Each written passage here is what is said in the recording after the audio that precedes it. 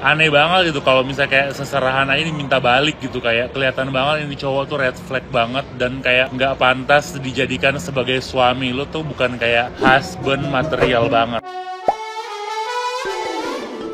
Hola netizen yang tercinta, Ayu Ting Ting memberikan penjelasan perihal seserahan yang diberikan oleh Letu Vardana. Letu Vardana meminta Ayu Ting Ting untuk mengembalikan semua seserahan yang sudah diberikan. Hal itu diceritakan Ayu Ting Ting menjawab pertanyaan Ruben Onsu soal nasib seserahan yang diberikan Letu Vardana. Ayu Ting Ting menceritakan soal permintaan mantan tunangannya itu dengan santai. Ayu Ting Ting menceritakan pada 27 Juni 2024 ketika kedua orang tua bertemu, dia sudah bertanya ke orang tua Letu Vardana soal nasib seserahan yang diberikan kepadanya. Ayu Ting Ting mengatakan ayah Letu Vardana justru melarangnya untuk mengembalikan seserahan tersebut. Oleh karena itu, Ayu Ting Ting mengikuti apa yang diputuskan oleh mantan calon mertuanya itu. Semua barang seserahan itu dianggap oleh Ayu Ting Ting sebagai hadiah. Sampai akhirnya Letu Vardana secara personal mengirimkan pesan ke Ayu Ting Ting. Letu Vardana meminta Ayu Ting Ting untuk mengembalikan semua seserahan yang dia berikan. Mengembalikan semua seserahan pemberian Letu Vardana diakui Ayu Ting Ting justru membuatnya sangat lega. Ayu Ting Ting merasa sudah memenuhi apa yang jadi kewajiban dan mengembalikan yang dianggap bukan menjadi haknya.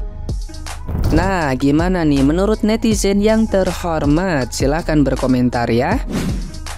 Batal menikah lagi? Emang kenapa? Menurut aku itu adalah keputusan yang berani, dewasa, dan bertanggung jawab. Dan yang paling penting, dia tahu banget dirinya dan kenal banget sama dirinya. Banyak loh perempuan Indonesia yang gak kenal sama dirinya, sadar-sadar udah tua kayak saya. Telat. Kita tuh pernah baca ya bahwa orang membatalkan pernikahan menurut penelitian karena ragu dengan calon pasangan hidupnya. Gini ya guys, ketika kita menikah, kita mengucapkan selamat mengarungi hidup baru. Itu beneran kayak kita dalam sebuah kapal kecil, isinya cuma 2 orang, kita dan pasangan kita dan anak-anak kalau punya anak. Namanya juga lautan luas ya.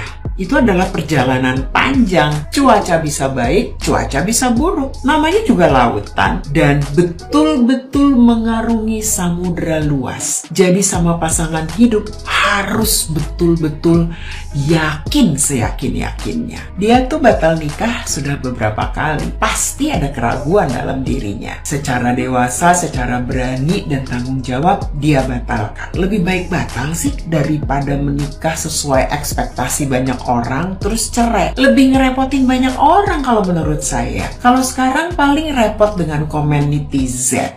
Itu mah nggak penting. Dan jangan ngomong soal isu perselingkuhan di masa lalu. Hey, banyak perempuan baik-baik, perempuan mapan, hidupnya lengkap, beragama lagi, melakukan perselingkuhan juga. Menurut aku perempuan kayak gitu lebih nggak jelas sih. Sorry to say. Aku selalu salut dan respect dengan perjuangan dia sebagai tulang punggung keluarga. Dan kali ini pun aku respect dengan dia membatalkan pernikahannya. Nggak mudah loh buat wanita independen seperti dia masuk dalam biduk perkawinan. Karena tanggung jawabnya banyak banget dan gak mudah buat calon suami menikahi wanita yang seperti ini. Calon suami itu menurut saya harus bisa diandalkan menjadi nahkoda perkawinan. Diandalkan tuh gak harus materi ya, tapi pola pikir, perilaku, dan kadar tanggung jawabnya. Jadi untuk anakku di luar sana, pikirkan masak-masak untuk memilih nahkoda kehidupan kamu di dalam perkawinan. Lebih baik batal sih daripada kapal karam di tengah lautan. Ya gak?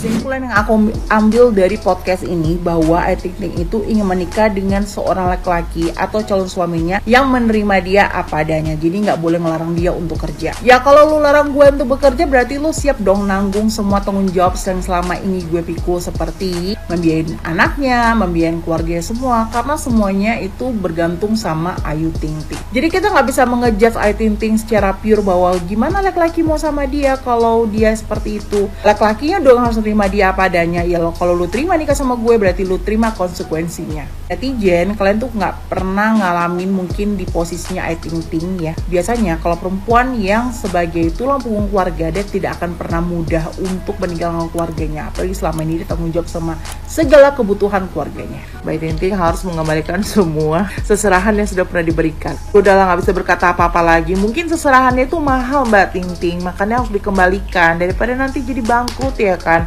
Walaupun Mbak Ting Ting katanya nih ya, dengar-dengar kalau Mbak Ting Ting tuh udah sempat bayar DP dekor sama DP gedung kalau nggak salah ya.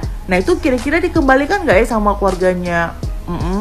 Tapi ya wajar aja lah ya mereka minta kembalikan. Mungkin maharnya itu harganya miliaran atau puluhan juta. So ya sekarang kan beban Mbak Ayu Ting Ting juga udah nggak ada lagi ya, karena semuanya benar-benar sudah dikembalikan dan sudah dihempaskan. Jadi udah kayak nggak ada pikirin jadi omongan sana sini gitu. Ya sudahlah, semoga Mbak Ting Ting dapat jodoh yang baik.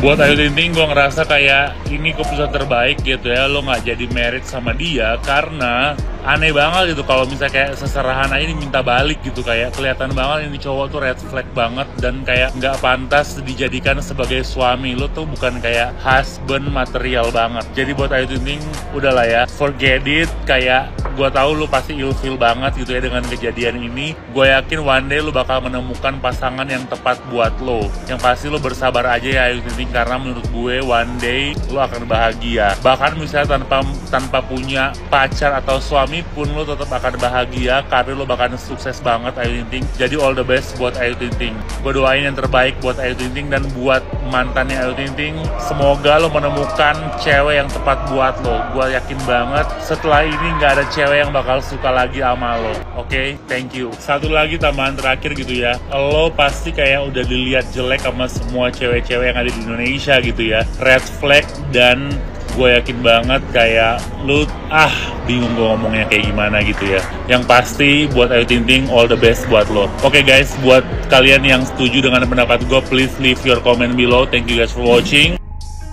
Memang beberapa hari ini ya, 2-3 hari ini, berita tentang dihapusnya foto kebersamaan Ayu dengan Muhammad Fardana di akun Instagramnya Muhammad Fardana menunjukkan atau membuat netizen berpikir bahwa hubungan antara Ayu dengan Muhammad Fardana sudah putus.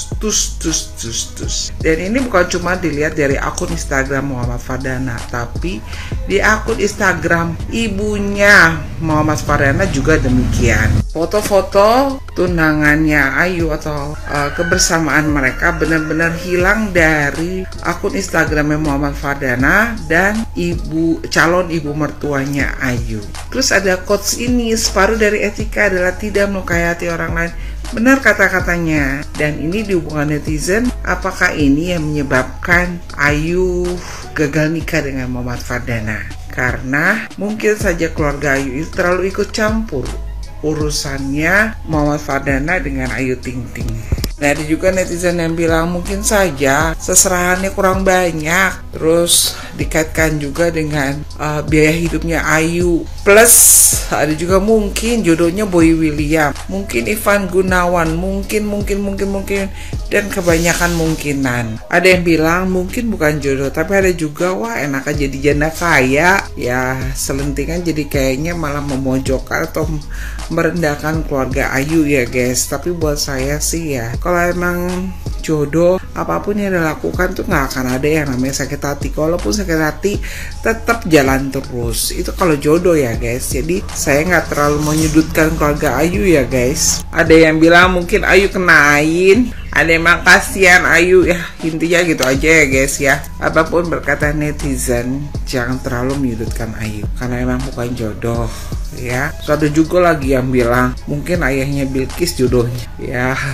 Laki-laki yang nggak bertanggung jawab nggak usah lah, mendingan nggak usah nikah si Ayu sama laki-laki yang nggak mau keluarin duit untuk biaya hidup anak istri ya kan. Cuma taunya ngomong nyakitin hati ya. Intinya semoga tidak terjadi apa-apa. Mungkin ini kaitannya erat dengan yang namanya di Papua ya guys. Di Papua itu kan namanya konflik perang ya. Takut Ayunya kenapa kenapa, tapi nggak tahu juga ya. Itu mungkin dugaan saya, soalnya waktu itu saya bikin tentang begini ya guys ya, ya kan, mengenai waktu itu ulang tahunnya Ayu ya, di fotonya dihapus oleh keluarganya calon suami itu, ya kan. Ternyata ada orang dari keluarga TNI yang bilang bahwa itu tidak boleh kalau kayak begitu fotonya ditaruh, karena ini kan bahaya karena dia masih berada di Papua. Mungkin saja itu ya, bagusnya kalau kayak seperti itu. Itu saja dari saya, semoga ini berita mereka tidak jadi menikah ya benar-benar nggak ada, itu cuma dugaan saja ya, dan tidak terjadi. Dan semoga Ayu dengan Muhammad Fardana baik-baik saja. Dan tapi kalau memang kagak tidak jadi kawin ya, memang nggak berjodoh ya, semoga Ayu jodohnya dipercepat. Tapi netizen kadang-kadang omongannya rada-rada suka bener sih guys, duga-dugaannya, tapi semoga dugaannya kali ini salah ya. Ayu semoga tetap jadi sama Muhammad Fardana, tapi kalaupun nggak jadi, Ayu dikuatkan ya untuk tetap naik terus dan tidak turun. Amin.